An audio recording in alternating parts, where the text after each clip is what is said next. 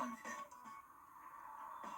まあ若干スイング資材特有のこぼれと若干切れ味が改善できればと思います。こちらシャープトンの2000番の砥石になります。それではまずはこちらのアコスの方からいきますか。こちらのボーバーの方、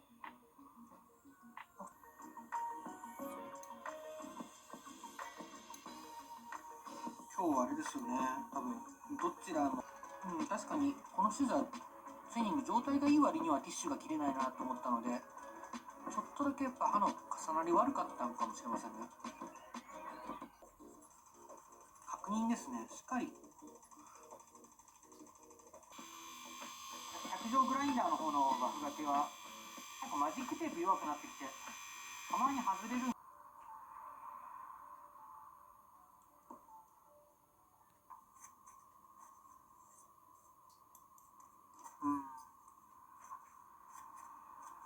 切れる時となんか切れない時がいい使用感で、抜け感もよく結構雑に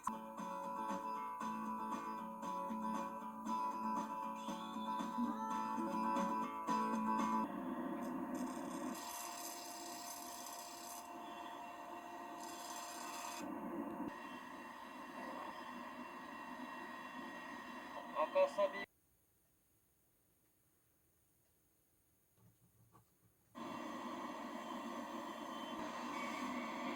これで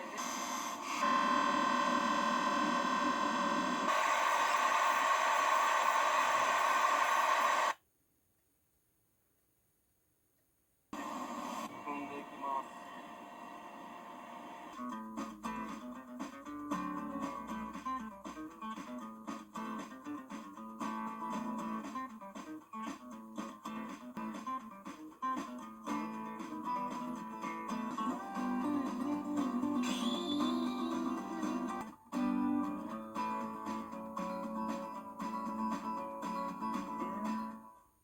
In that area there, maybe just a tiny bit of one left there, but we're going to take care of that with work on the inside.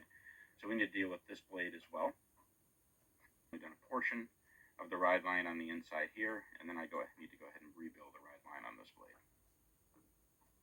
All right. To recreate the ride line, I'm going to go ahead and use my Easy Rider to do this. You can see that I have the scissor clamped on the handle. I'm going to go ahead and press down on this piece right here. I'm going to go ahead and loosen this.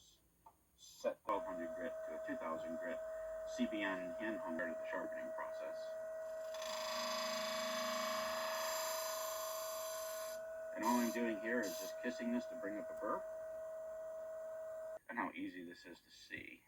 But right in the tooth where it's making contact, if we turn it, you can see there's damage right there on that tooth. So really the best way to deal with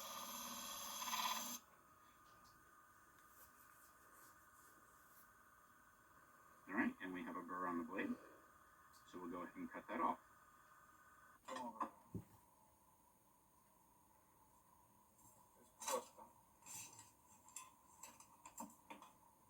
Ножницы кладутся на упорчик.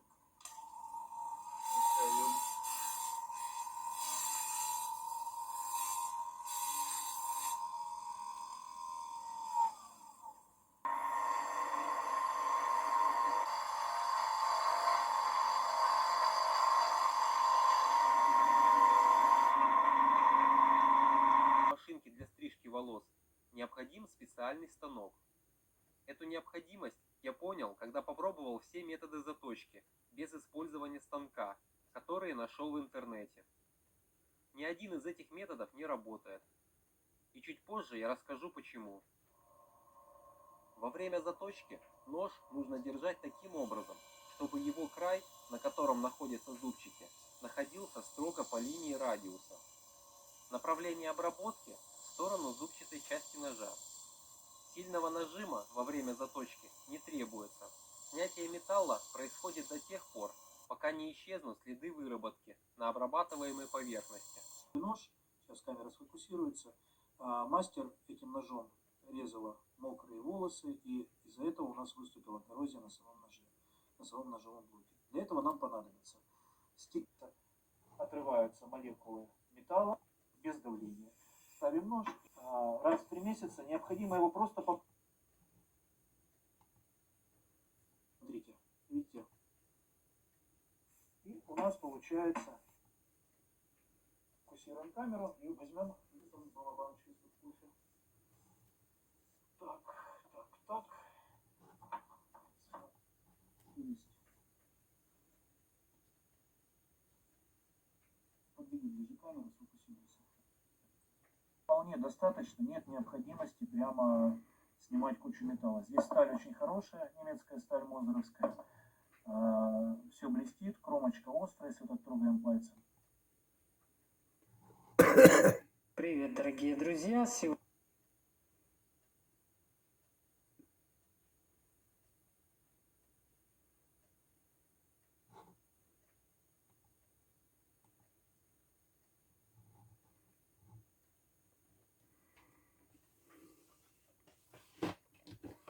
Верхний и нижний. Для этого пружину-фиксатор можно плоскогубцами, утконосами немножко поднять вверх или с помощью отвертки. Поддеваем одну сторону, потом вторую. Верхний нож.